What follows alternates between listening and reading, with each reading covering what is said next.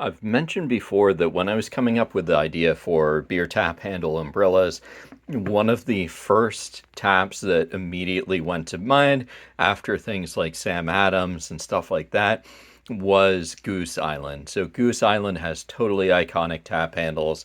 They've got this lovely goose here, and there's a couple of different variations on them. So you've got the white one, you've got the black one, you've got the silver or platinum one, and then you also have the gold one. So this is a absolutely beautiful example of the gold goose.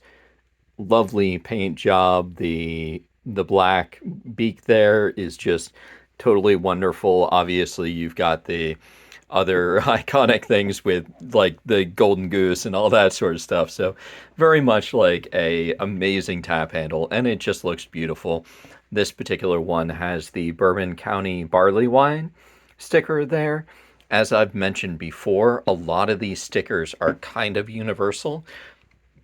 So that means that you may see them on different tap handles. I believe that they do have some that are typically aligned with a particular color of goose. So I think that if I've seen before that a lot of the IPAs are typically the white geese, but that can vary. This one also has the gold ferrule down there. Ideally, you want to have this ferrule that they have. This is a slightly longer one than the classic one. I don't have, this is about the length of the classic ferrule. So this is a little bit longer, but it is one of those things where if you happen to pick one up and it's for your personal collection and it doesn't have the threading on there, then you can always just get a replacement one. Won't be identical, but it'll still look good. And with these tap handles, they're really wonderful for the umbrellas that I do, but they're also just a great decorative item. So I know a lot of people that will pick these up, they'll just get a display stand for it and they'll display that. One of the things I do like to mention about them is they can be a little bit weighted forward and backwards.